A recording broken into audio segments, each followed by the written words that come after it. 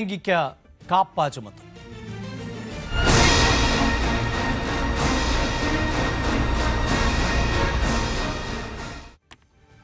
പ്രിയ പ്രേക്ഷകരെ, കഴിഞ്ഞ ദിവസം ആയിരുന്നു സർക്കാരിനെയും ആഭ്യന്തര വകുപ്പിനെയും പോലീസിനെയും ഒരുപോലെ വെല്ലുവിളിച്ചുകൊണ്ട് ഒളിവിൽ കഴിഞ്ഞിരുന്ന അർജുൻ ആയങ്കി എന്ന കുപ്രസിദ്ധനായ ഗുണ്ടയെ പോലീസ് പിടികൂടിയത്. പിന്നീട് അറസ്റ്റ് ചെയ്യുകയും കോടതിയിൽ ഹാജരാക്കുകയും മറ്റ് നടപടിക്രമങ്ങളിലേക്ക് കടക്കുകയും ചെയ്തു.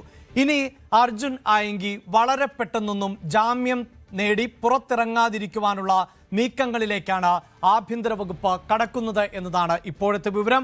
അതിന്റെ അടിസ്ഥാനത്തിൽ കാപ്പ ചുമത്തുകയും ചെയ്യും. അതോടൊപ്പം തന്നെ വളരെ പ്രധാനപ്പെട്ട സംശയങ്ങൾ തുടരുകയാണ്. അതായത് ആ സംശയങ്ങളിലേക്ക് തന്നെയാണ് നമ്മൾ ആദ്യം പോകുന്നത്. അർജുൻ ആയങ്കി എന്ന ഈ കുപ്രസിദ്ധ ഗുണ്ട സർക്കാരിനെ വെല്ലുവിളിക്കുന്നു, ആഭ്യന്തര വകുപ്പിനെ വെല്ലുവിളിക്കുന്നു, അതോടൊപ്പം തന്നെ സംസ്ഥാന പോലീസ് സംവിധാനത്തെ വെല്ലുവിളിക്കുന്നു. ഇടയ്ക്ക് പോലീസ് ഉദ്യോഗസ്ഥരെ അടക്കം ഭീഷണിപ്പെടുത്തിയ പശ്ചാത്തലം കൂടിയുണ്ട്. അപ്പോൾ സ്വാഭാവികമായും നമുക്ക് ഉണ്ടാകുന്ന സംശയം, അതായത് പോലീസ് അർജുൻ ആയങ്കിക്ക് വേണ്ടി വല വിരിച്ചതിന് ശേഷം ആരൊക്കെയാണ് അർജുൻ ആയങ്കിയെ സഹായിച്ചത്? പലതരത്തിലുള്ള സഹായം സ്വാഭാവികമായും അർജുൻ ആയങ്കിക്ക് ലഭിച്ചിട്ടുണ്ടാകണം. നമുക്ക് അർജുൻ ആയങ്കിയുടെ പശ്ചാത്തലം അറിയാം. SFIയിലൂടെ വന്നതാണ്, DYFIയിലൂടെ വന്നതാണ്. അങ്ങനെ കൃത്യമായ പൊളിറ്റിക്കൽ പിന്തുണ ഒരു ഘട്ടത്തിൽ അർജുൻ ആയങ്കിക്ക് ലഭിച്ചിരുന്നു. എന്നാൽ തുടർച്ചയായി കൊട്ടേഷൻ പ്രവർത്തനങ്ങളിൽ വ്യാപൃതനായതിനെ തുടർന്ന് CPIM അർജുൻ ആയങ്കിയെ തള്ളിപ്പറഞ്ഞ സാഹചര്യമുണ്ട്. അപ്പോൾ പോലും CPIMന്റെ സൈബർ ഇടങ്ങളിലൊക്കെ ഹീറോ പരിവേഷം അർജുൻ ആയങ്കിക്ക് ലഭിക്കുന്ന പശ്ചാത്തലമുണ്ട്. അതുകൊണ്ട് തന്നെയാണ് ഏതെങ്കിലും തരത്തിലുള്ള രാഷ്ട്രീയമായ സഹായങ്ങളോ സഹകരണങ്ങളോ ആരെങ്കിലും അർജുൻ ആയങ്കിയുമായി ബന്ധപ്പെട്ട് പുലർത്തിയിരുന്നു. അതുകൊണ്ട് തന്നെയാണ് അർജുൻ ആയങ്കിയെ സഹായിച്ചവർ ആരൊക്കെ എന്നത് സംബന്ധിച്ച വിശദമായ അന്വേഷണത്തിലേക്ക് പോലീസിന് പോകേണ്ടതായി വരുന്നത്. മറ്റൊരു കാര്യമുള്ളത് സൂചിപ്പിച്ചു കഴിഞ്ഞു. എറണാകുളം ജില്ലയിലെ പോലീസ് സ്റ്റേഷനിലെ ഉദ്യോഗസ്ഥരെ അടക്കം അർജുൻ ആയങ്കി ഭീഷണിപ്പെടുത്തുന്ന സാഹചര്യം ഉണ്ടാകുന്നു. അർജുൻ ആയങ്കിക്ക് വേണ്ടി വലവിരിച്ചതിന് ശേഷവും അർജുൻ ആയങ്കി സംസ്ഥാന സർക്കാരിനെ ഉൾപ്പെടെ പരിഹസിക്കുന്ന പശ്ചാത്തലമുണ്ടാകുന്നു. കാണാതായ മത്സ്യത്തൊഴിലാളികൾക്ക് വേണ്ടി തെരച്ചിൽ നടത്തൂ, എനിക്ക് വേണ്ടി തെരച്ചിൽ നടത്തി സമയം കളയേണ്ടതില്ല എന്നിങ്ങനെയൊക്കെയുള്ള വെല്ലുവിളികൾ ആയിരുന്നു അർജുൻ ആയങ്കിയുടെ ഭാഗത്ത് നിന്ന് ഉണ്ടായത്. ആ സമയത്തടക്കം അർജുൻ ആയങ്കി എവിടെയൊക്കെയാണ് ഒളിവിൽ കഴിഞ്ഞത് എന്നതും ഇനി അന്വേഷണ സംഘത്തെ സംബന്ധിച്ച് കൃത്യമായി കണ്ടെത്തേണ്ടതുണ്ട്.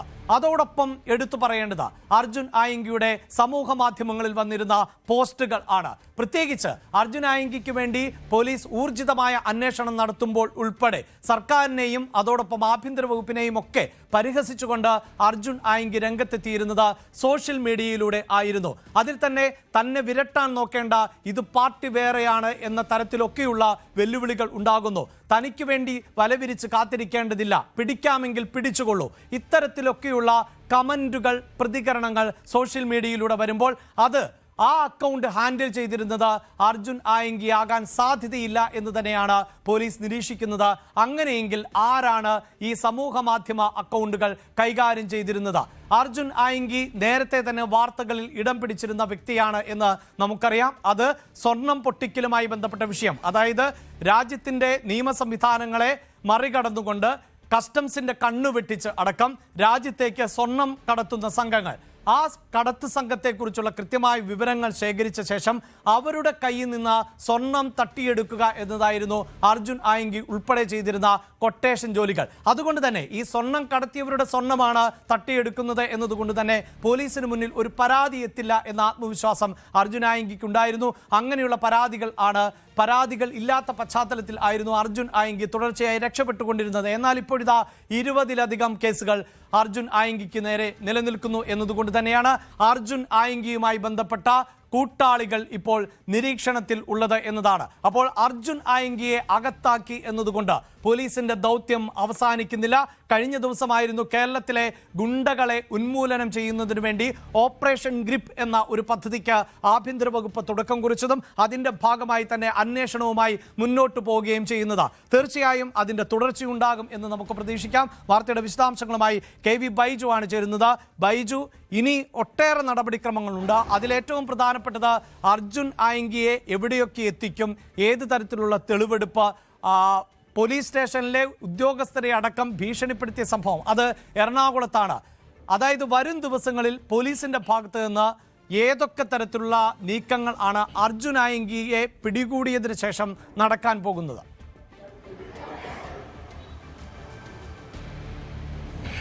അഭിലാഷെ, അർജുൻ ആയങ്കിയെ താൽക്കാലികമായി ജയിലഴിക്കുള്ളിലാക്കാൻ പോലീസിന് സാധിച്ചു. പക്ഷേ അതിനുമപ്പുറം ഇയാളെ സ്ഥിരമായി ജയിലിലിടുന്ന നടപടികളിലേക്കാണ് ഇപ്പോൾ കടക്കുന്നത്. അതിന്റെ മുന്നോടിയായാണ് കാപ്പ ചുമത്താനുള്ള നടപടികൾ ആരംഭിച്ചിരിക്കുന്നത്. അതായത് 23 കേസുകൾ, അതിൽ വധശ്രമമുണ്ട്, തട്ടിക്കൊണ്ടുപോകലുണ്ട്, സ്വർണം പൊട്ടിക്കലുമായി ബന്ധപ്പെട്ട കേസുകളുണ്ട്. അങ്ങനെ ഗുരുതരമായ കുറ്റകൃത്യങ്ങൾ ചെയ്തൊരു പ്രതിയാണ്. ആ പ്രതിയെ കാപ്പ ചുമത്തി ജയിലിലടക്കുക, അതാണിപ്പോൾ അന്വേഷണ സംഘം ലക്ഷ്യമിട്ടിട്ടുള്ളത്. ഏതായാലും അത്തരം നടപടികൾ പോലീസ് ആരംഭിച്ചിട്ടുണ്ട്. ഇതിൽ പ്രധാനമായും 6 മാസത്തിനകം ഇയാൾക്കെതിരെ പരാതിയുള്ള ഒരു കേസ്, ഗുരുതരമായ കേസുണ്ടാകണം. അതോടൊപ്പം ഇത്തരത്തിൽ 10-ൽ കൂടുതൽ കേസുണ്ടാകണം. അതെല്ലാം ഇയാൾക്കെതിരെയുള്ള കൃത്യമായ കാപ്പ ചുമത്താനുള്ള കൃത്യമായ നടപടിക്രമങ്ങൾ പോലീസ് നടത്തുന്നുണ്ട്. അതോടൊപ്പം ഈ ഒരു റിപ്പോർട്ട് കലക്ടർക്ക് സമർപ്പിക്കുകയും പിന്നീട് കലക്ടറാണ് ഇതിലൊരു തീരുമാനമെടുക്കേണ്ടത്. കരുതൽ തടങ്കിൽ വെക്കാം, അല്ലെങ്കിൽ നാട് കടത്താം. ഇതിൽ കരുതൽ തടങ്കലാണ്. ഇത്തരത്തിൽ കാപ്പ ചുമത്തി കരുതൽ തടങ്കൽ, അതാണ് ഇപ്പോൾ പോലീസ് മുന്നോട്ട് കൊണ്ടുപോകുന്നത്. ഇതിനിടയിൽ ഈ അർജുൻ ആയങ്കിയെ പിടികൂടുന്നതിന് മുമ്പ് ഇയാളെ ഒളിവിൽ സഹായിച്ച 2 പേരെ ഇപ്പോൾ പ്രത്യേക അന്വേഷണ സംഘത്തിന് കൈമാറിയിരിക്കുന്നു. അതായത് പ്രണവും കുട്ടനും.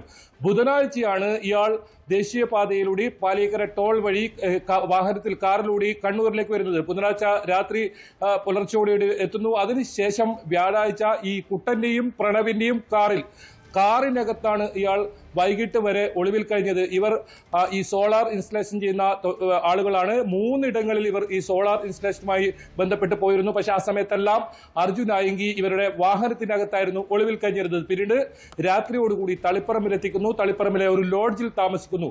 പിന്നീട് പിറ്റേന്ന് ഉച്ചയ്ക്ക്, അതായത് ശനിയാഴ്ച ഉച്ചയോടുകൂടിയാണ് ഈ അഭിഭാഷകയുടെ അപ്പാർട്ട്മെന്റിലേക്ക് എത്തുന്നത്. അതിനുശേഷം ഞായറാഴ്ച പുലർച്ചെ വരെ ആ അപ്പാർട്ട്മെന്റിൽ തന്നെ കഴിയുന്ന സാഹചര്യം ഉണ്ടായത്.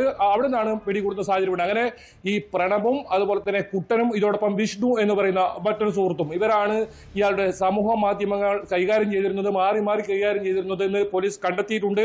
അതോടൊപ്പം നിരവധി ഇയാളുടെ പോസ്റ്റുകൾക്ക് താഴെ കമന്റ് ഇട്ട ആളുകൾ, അവരെല്ലാം ഇപ്പോൾ കൃത്യമായി പോലീസിന്റെ നിരീക്ഷണത്തിലാണ്. അതിൽ ഗുണ്ടാ ലിസ്റ്റിൽ ഉൾപ്പെട്ട ആളുകളുണ്ട്, നിരവധി ക്രിമിനൽ കേസുകളിൽ ഉൾപ്പെട്ട ആളുകളുണ്ട്, കൊട്ടേഷൻ ടീമുകളുണ്ട്. അങ്ങനെയുള്ള ആളുകളാണ് 62,000 ഫോളോവേഴ്സ് ഉള്ള ഇയാളുടെ ഫേസ്ബുക്ക് പേജിൽ മാത്രം ഇത്തരത്തിൽ കമന്റുകൾ ഇട്ടത്. ഇയാളുടെ ഓരോ പോസ്റ്റുകൾക്കും പ്രോത്സാഹനവും പിന്തുണയും നൽകുന്ന രീതിയിൽ വലിയ തോതിൽ കമന്റ് ഇട്ടത് കഴിഞ്ഞ ദിവസം തന്നെ കണ്ടതാണ്. ഇയാളുടെ അനിയനെ കോഴിക്കോട് നടക്കാവ് പോലീസിൽ കസ്റ്റഡിയിലെടുത്തപ്പോൾ അവിടെ ജാമ്യത്തിലിറക്കാൻ വന്നത് ഇത്തരത്തിൽ നിരവധി കേസുകളിലെ ഗുണ്ടാ ലിസ്റ്റിൽ ഉൾപ്പെട്ട ആളുകളാണ്. അങ്ങനെ കേരളത്തിലെ അങ്ങോളം ഇങ്ങോളം ഗുണ്ടകളുമായി പതിവായി ബന്ധമുള്ള ഒരാൾ, ഇയാൾക്ക് സഹായമായി, പിന്തുണയായി, പണമായി ഇത്തരത്തിൽ ഒളിവിൽ കഴിയാനും സുഖസൗകര്യങ്ങൾ ഒരുക്കാനുമെല്ലാം ഗുണ്ടകൾ തന്നെ ഇറങ്ങുന്ന സാഹചര്യം. ഇവരെല്ലാം പോലീസിന്റെ നിരീക്ഷണത്തിലാണ്.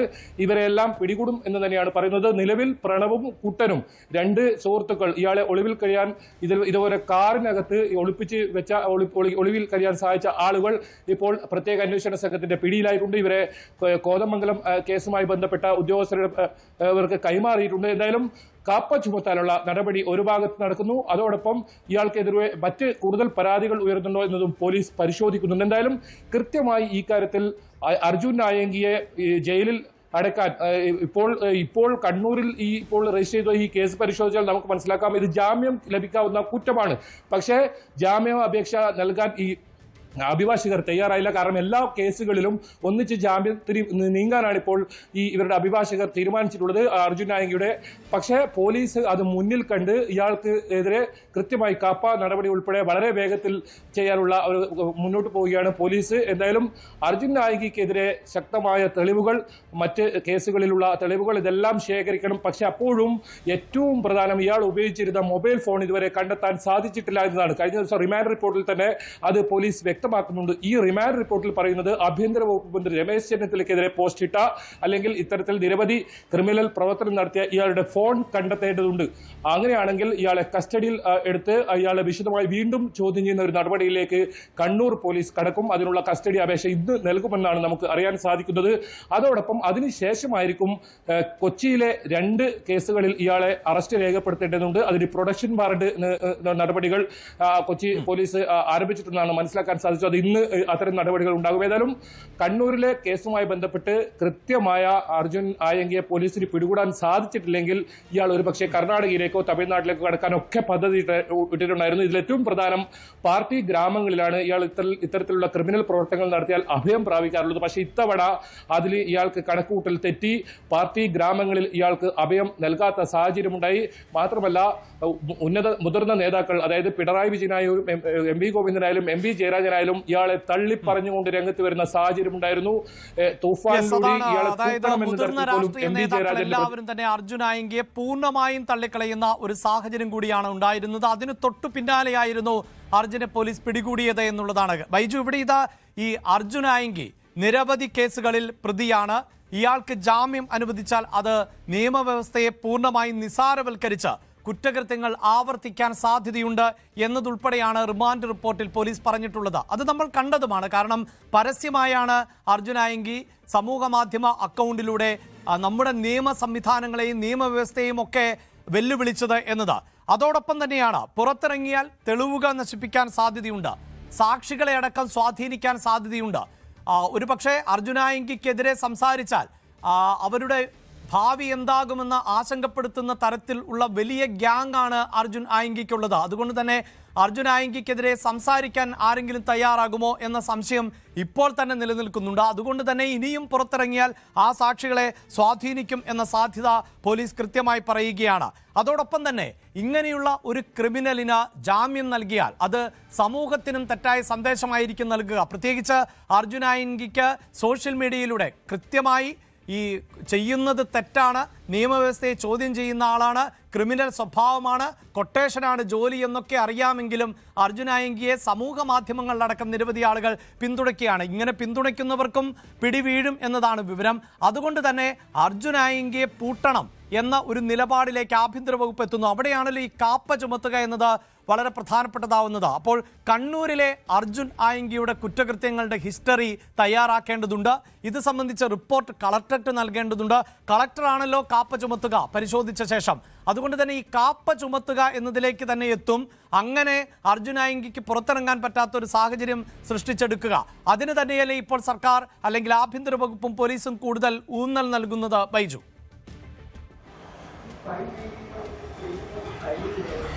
തീർച്ചയായും അഭിലാഷെ, കൊല്ലാനും കൊല്ലിക്കാനും ഒരുപാട് ആളുകളുള്ള ഒരു ഗുണ്ടാ നേതാവ് എന്നൊക്കെ നമുക്ക് വേണമെങ്കിൽ പറയാം. കൊലപാതക വധശ്രമ കേസുണ്ട്, അതോടൊപ്പം തട്ടിക്കൊണ്ടുപോകലുണ്ട്, സ്വർണം പൊട്ടിക്കലുണ്ട്, കവർച്ചാ കേസ്, ഇങ്ങനെ നിരവധി കേസുകളാണ് ഈ കൊടും ക്രിമിനലിനെതിരെയുള്ളത്. എന്നിട്ടും ഇയാൾ സമൂഹ മാധ്യമങ്ങളിലൂടെ വെല്ലുവിളിച്ച്, പോലീസിനെ വെല്ലുവിളിച്ച്, നിയമ സംവിധാനത്തെ വെല്ലുവിളിച്ച്, ആഭ്യന്തര വകുപ്പ് മന്ത്രിയെ തന്നെ വെല്ലുവിളിക്കുന്ന സാഹചര്യം. ഒടുവിൽ ഇയാൾ പിടിയിലാകുമ്പോഴും ഇയാൾക്ക് കൃത്യമായ നിയമസഹായം ചെയ്യാൻ ആളുകൾ സുപ്രീം കോടതി വരെ മുൻകൂർ ജാമ്യത്തിന് ശ്രമിക്കാനും പോകാനും പണം, ഇങ്ങനെ യഥേഷ്ടം സൗകര്യങ്ങൾ ലഭിക്കുന്ന ഒരു വ്യക്തിയായി ഇയാൾ വിലസുന്ന ഒരു സാഹചര്യമായിരുന്നു. കഴിഞ്ഞ വർഷങ്ങളിലെല്ലാം ഇയാൾക്ക് കൃത്യമായ പാർട്ടി ഉന്നത നേതൃത്വത്തിൽ നിന്നുള്ള പിന്തുണ ഉണ്ടായത് പോലീസിനെ കണ്ടെത്താൻ സാധിച്ചിട്ടുണ്ട്. പക്ഷേ ഇതിനെല്ലാം കൃത്യമായ തെളിവുകൾ പോലീസിന് ശേഖരിക്കേണ്ടതുണ്ട്. അതിന്റെ ഭാഗമായാണ് ഇയാൾ ഉപയോഗിച്ചിരുന്ന ഫോൺ, അത് ഏറ്റവും പ്രധാനമാണ്. ഈ കേസിൽ നിർണായകമായ ആ തെളിവ് കണ്ടെത്താനുള്ള ശ്രമത്തിലാണ് ഇപ്പോൾ പോലീസ് ഉള്ളത്. ഈ കാപ്പ കേസ് ചുമത്തുന്നതിന് ഏറ്റവും പ്രധാനം, നേരത്തെ സൂചിപ്പിച്ചതുപോലെ തന്നെ ഇയാൾക്കെതിരെയുള്ള കേസിന്റെ ഗുരുതര സ്വഭാവമാണ്. അതിൽ വളപട്ടണം പോലീസ് സ്റ്റേഷനിൽ മാത്രം ഇയാൾക്കെതിരെ 12 കേസുകൾ, വധശ്രമം ഉൾപ്പെടെ 12 കേസുകൾ, 23 കേസുകളാണ് ഇയാൾക്ക് ഇതിനോടകം ഉള്ളത്. ഇപ്പോൾ 4 കേസ് സൈബർ കേസായാലും അല്ലെങ്കിൽ കോതമംഗലം CIയും അതുപോലെ കൊച്ചിയിൽ 2 കേസുകളിൽ പോലീസ് ഉദ്യോഗസ്ഥർക്കെതിരെ വധഭീഷണി മുഴക്കിയ കേസ് കൂടി ഇയാൾക്കെതിരെ വരുന്നു. അങ്ങനെ വലിയ തോതിലുള്ള ക്രിമിനൽ പ്രവർത്തനങ്ങൾ ഇയാൾ പുറത്തിറങ്ങിയാൽ ഇത്തരത്തിൽ തെളിവുകൾ നശിപ്പിക്കുക മാത്രമല്ല, ഇയാൾ ജയിലിനകത്തായാൽ പോലും ഇയാൾക്ക് വേണ്ടി ഗുണ്ടകൾ പുറത്തുണ്ട് എന്നതാണ് ഇന്നലെ നമ്മൾ കോഴിക്കോട് നടക്കാവ് പോലീസ് സ്റ്റേഷനിൽ കണ്ടത്. മാധ്യമ പ്രവർത്തകർക്കെതിരെ പോലും തട്ടിക്കയറുന്ന ഗുണ്ടാ സംഘങ്ങൾ ഇന്നലെ നമ്മൾ കണ്ടു. അവർ ഇന്നലെ ജാമ്യത്തിലെടുക്കാനെത്തിയ ആൾ ഈ ഗുണ്ടാ ലിസ്റ്റിൽപ്പെട്ട ആളായിരുന്നു. അങ്ങനെ ഇപ്പോഴും ഇയാൾക്ക് വേണ്ടി പ്രവർത്തിക്കുന്ന ആളുകൾ പുറത്തുണ്ടെന്ന് വേണം മനസ്സിലാക്കാൻ. ഏതായാലും ഇയാളുടെ സമൂഹ മാധ്യമ അക്കൗണ്ടിൽ ഇപ്പോൾ കാര്യമായ ഏതെങ്കിലും തരത്തിലുള്ള ഈ പുതിയ പോസ്റ്റുകളൊന്നും പ്രത്യക്ഷപ്പെടുന്നില്ല. ഏതായാലും ഈ ആളുകളെല്ലാം ഒന്ന് ഉൾവലിഞ്ഞിട്ടുണ്ടെന്ന് വേണം അതിൽ നിന്ന് മനസ്സിലാക്കാൻ. അപ്പോൾ ഇനിയിപ്പോൾ കൂടുതൽ ആളുകളെ അറസ്റ്റ് നടക്കേണ്ടതുണ്ട്. കാരണം ഇയാൾ ഒരുപാട് ആളുകൾ ഈ ഒരു സംഭവവുമായി ബന്ധപ്പെട്ട് 4 ദിവസം ഒളിവിൽ കഴിയാനും പണം നൽകാനും വാഹനത്തിലൂടെ യാത്ര ചെയ്യാനും ഒക്കെ സൗകര്യം ചെയ്തവരുണ്ട്. അതിൽ 2 പേർ മാത്രമാണ് ഞാൻ നേരത്തെ പറഞ്ഞ പ്രണവും കുട്ടനും മാത്രമാണ് ഇപ്പോൾ പോലീസ് കസ്റ്റഡിയിലുള്ളത്. അവരെ പ്രത്യേക അന്വേഷണ സംഘം വിശദമായി ചോദ്യം ചെയ്യുന്നുണ്ട്. അതോടൊപ്പം ഇയാൾക്ക് വേണ്ടി പതിവായി ഇയാൾക്ക് പോസ്റ്റ് ഇടുന്ന വിഷ്ണു എന്ന് പറയുന്ന അഴീക്കോട് സ്വദേശിയെ കണ്ടെത്തേണ്ടതുണ്ട്. അങ്ങനെ ഒരുപാട് ആളുകൾ ഇയാളെ സഹായിച്ചിട്ടുണ്ട്. അതിലെല്ലാം പോലീസിന്റെ അന്വേഷണം വിശദമായി മുന്നോട്ട് പോകും. ഹൈക്കോടതി നേരത്തെ ഇയാളുടെ മുൻകൂർ ജാമ്യ ഹർജി തള്ളിയത് കൊണ്ടുതന്നെ 2 കേസുകളിൽ ഇയാളുടെ അറസ്റ്റ് ചെയ്യപ്പെടുത്തുമായി ബന്ധപ്പെട്ട് ഇനി പോലീസിന് അത്തരം നടപടിക്രമങ്ങൾ പാലിക്കേണ്ടി വരും. കണ്ണൂരിലെ ഈ ഒരു കസ്റ്റഡിയിലെടുത്ത് ഇയാളുടെ മറ്റ് നടപടികൾ പൂർത്തിയാക്കിയതിന് ശേഷമായിരിക്കും ഇയാളെ കൊച്ചിയിലെ പോലീസ് ഇയാളെ കസ്റ്റഡിയിൽ വാങ്ങുക എന്നാണ് നമുക്ക് മനസ്സിലാക്കാൻ സാധിക്കുന്നത്. എന്തായാലും ഇതിൽ വിശദമായ ഒരു അന്വേഷണം അതോടൊപ്പം ഇയാളെ കൃത്യമായി പൂട്ടുക എന്ന് തന്നെയാണ് കേരള പോലീസ് ഇപ്പോൾ ലക്ഷ്യമിടുന്നത്. അഭിലാഷ്, ഓപ്പറേഷൻ ഗ്രിപ്പിലൂടെ സംസ്ഥാനത്തെ ഗുണ്ടകളെ കീഴടക്കുക, ഗുണ്ടരഹിതമായ ഒരു സംസ്ഥാനത്തെ രൂപീകരിക്കുക, അതിനുള്ള ആദ്യ ചുവടുവെപ്പ് ആ നിലയിലേക്കാണ് ഓപ്പറേഷൻ ഗ്രിപ്പ് ലക്ഷ്യമിടുന്നത് എങ്കിൽ തീർച്ചയായും ഇവിടെ അർജുൻ ആയങ്കി പിടിയിലായി കഴിഞ്ഞിട്ടുണ്ട്. ഇനി അർജുൻ ആയങ്കിക്ക് ആരൊക്കെയാണ് സഹായങ്ങൾ ചെയ്തു നൽകിയത്? ഈ കാലയളവിൽ അർജുൻ ആയങ്കി എവിടെയായിരുന്നു ഒളിവിൽ കഴിഞ്ഞത്?